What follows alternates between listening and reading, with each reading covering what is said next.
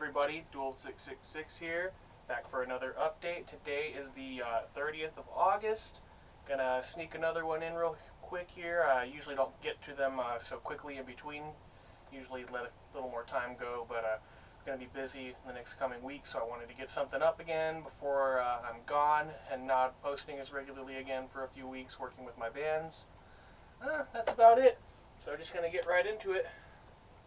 First one I've got here is the Tattooist. This was kind of different, but it was pretty cool. Definitely some really brutal ass scenes in it. Good effects. Not too much ridiculous CGI. You know, most of the effects are CGI, but the ones that are not are pretty damn good. You know, not much to say about it. Ghost House, you know, Underground did this. There's a lot of good releases from there, but I haven't picked up a lot of them recently, so this is one of the most recent I've come from, you know, that's come from that company for me. But yeah, liked it all right. Me and the wife watched it, and you know, give it probably a 7 out of 10. It's not bad at all. Just a little different. All right. And I'm already getting ahead of myself, so I'm gonna go ahead and just take a step back and get to the cheers. Cheers, everybody.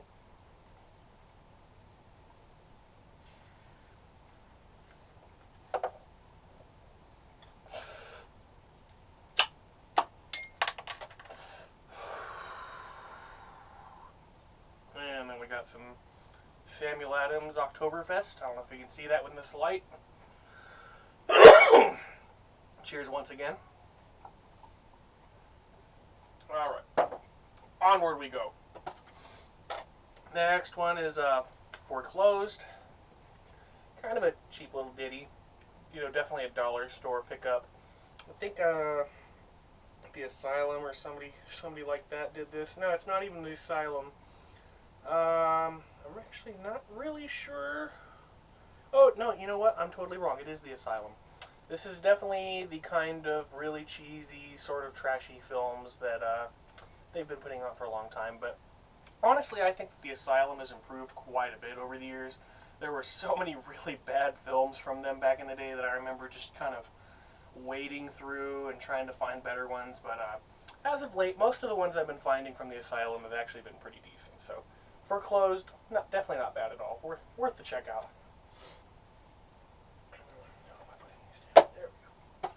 Alright. Got another one from the Asylum here. Probably picked it up the same day. 12-12-12. As I'm sure you can imagine what this is about. You know, baby born possessed sort of stuff like that. This is also extremely cheesy. I can't exactly say that I liked this one as much as Foreclosure. Kind of just a bit more batshit stupid like most of the Asylum films, but, you know, you just kind of wade through this sort of stuff to find the better stuff, so wouldn't say that this is necessarily a horrible film or anything. It's just not great. 12-12-12. Alright, next one is more of a documentary. I've actually got a couple of documentaries in this update, so this will be the first one. It's Scary Stories, and it's basically just about the scary stories to tell in the dark, the book series, stuff that came out when I was a kid, and all of us were super afraid of because the horrible illustrations in them were just absolutely life-altering, I'm sure, to most people. They worked for me. Very despondent drawings, if you may. But this had a lot of really cool information about that series. You know, went over the you know, just all the problems that it had on its release, and all the just all the people that wanted to have it banned. And yeah, it really just shows how such like a really, you know, straightforward book series can become so incredibly pivotal when people just examine the things they don't like about it. So, really cool documentary. If you're familiar with the book series and you know, like that stuff, I actually, you know, had a lot more fun watching this than I actually did the Guillermo del Toro film. So, it is what it is. All right. So, you guys saw years and years ago, if you watch, you know, if you've watched my videos for a long time, that I had the first Insidious, but I probably wasn't so interested in it back then. Since then, I've just recently picked up the rest of the films and given all of them a watch, you know, together. and I must say that they're actually a little bit better than what I remember, the first one at least. I'd probably seen little bits of the second one at some point, but I haven't really pursued this series until now. So there's 2, 3, and 4. 2 and 3 on DVD, and then the fourth one on Blu-ray there. But honestly, commemoratively, this series is actually really good. I was actually super impressed. Last one's a little campy, a little weird and stupid. Maybe not quite as necessary as the other two sequels, but you know, I still had a really good time. A lot better time than I figured. So you know, there's the Insidious films. Good to finally have all of them. All right. So with that last Insidious film being Blu-ray, we're going to move into some Blu-rays here. Found this recently for probably $1 at a Dollar Tree or something. Don't Knock Twice. Pretty cheesy IFC Midnight film. It's just not exactly as scary as I would imagine from that company. I've seen a lot of great films from IFC Midnight, obviously, but I just feel like this one didn't quite deliver the punches I was looking for. Not a bad film though, still very interesting. Definitely worth the watch. Check it out. Don't Knock Twice. Alright. Next two films, I did a Q video the other day for. We were watching a double feature, getting into some good stuff finally. A Quiet Place is the first one here. Talk about this one first. It had a really great premise, and it was everything that I wanted Bird Box to be, honestly, but even still, I felt like this really fell short.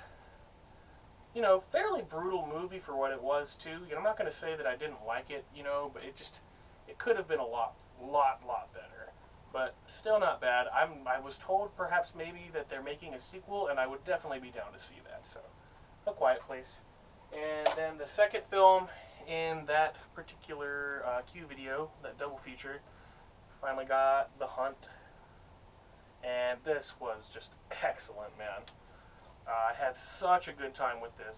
Great dialogue, non-stop action, extremely gory and brutal. Like, the comic relief isn't overbearing. It's actually just as sick most of the time. I gotta hand it over. The Hunt was awesome. There's not much else I want to say about it. You should just check it out. Alright. Last Blu-ray for this update. Something I've been wanting to get for a long time since it came out. Not a long time. It's only a few years old, but The Void. This movie's batshit fucking crazy. Super weird cosmic horror, and if you don't like tentacles, this is probably not for you. Or you don't like John Carpenter's The Thing because the monster's too absolutely ridiculously scary, this is probably also not your thing. But if you're into really no bars hold cosmic horror, this is where it's at. This is one of the best films I've seen in years. Really like The Void. Alright, last Blu-ray there, so got one of these red box discs here.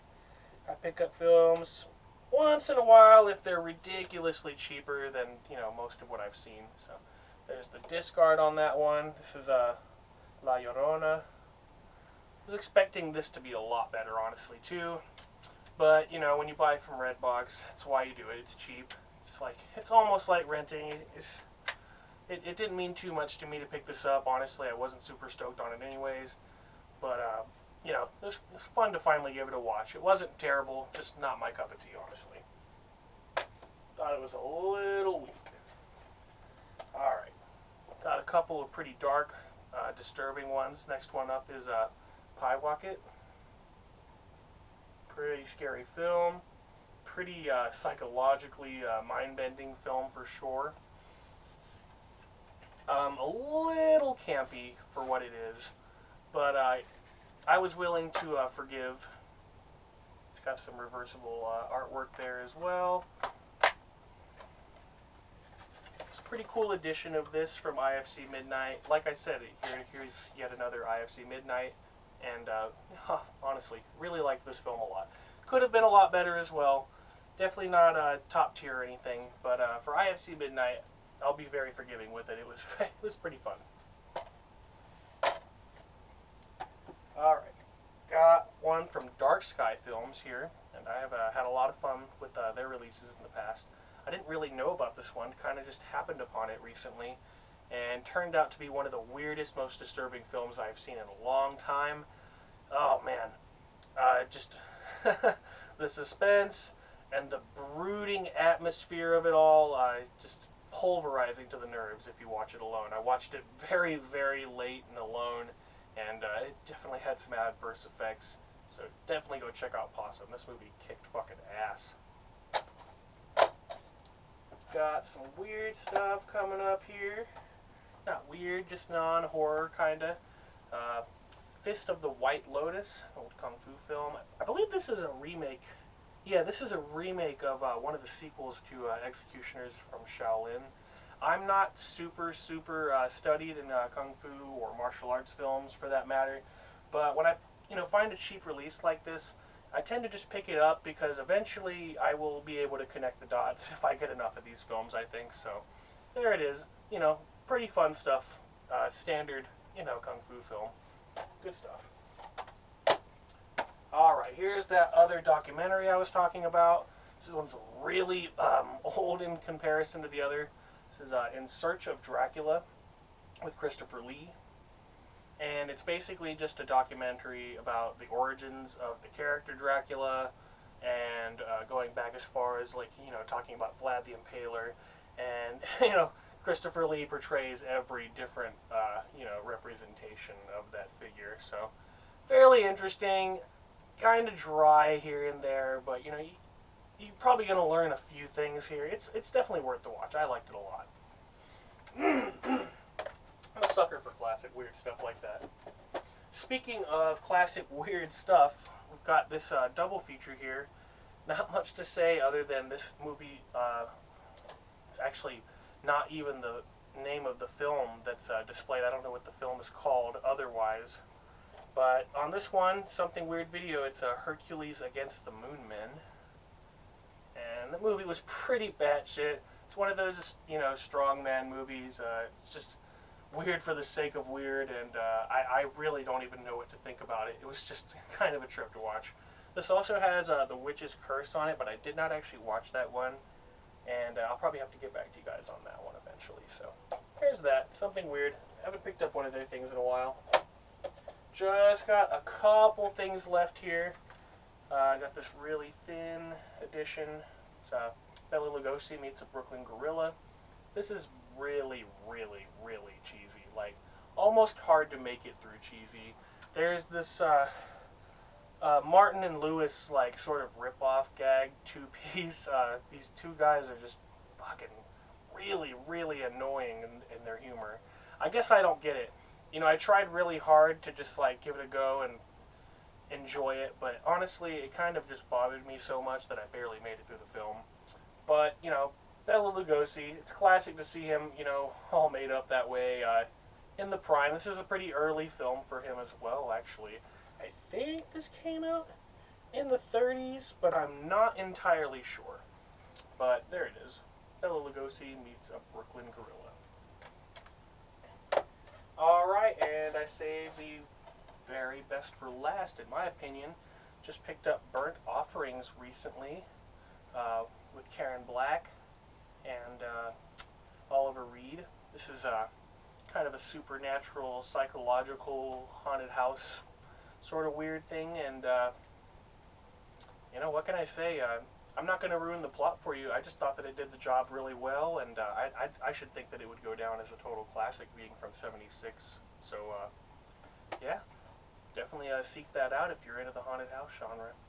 And I'm going to wrap it up really quickly here. Got more news about music and other things coming your way very soon here. I'll mention some stuff in some Q videos. Maybe I'll get a different type of video up soon before I'm, a little more preoccupied with music for the next few weeks. But that's about it, guys. So I hope everyone's well as usual, and yeah, just stay safe and treat each other good and keep on creeping, guys. I'll see you next time. Loop666 out.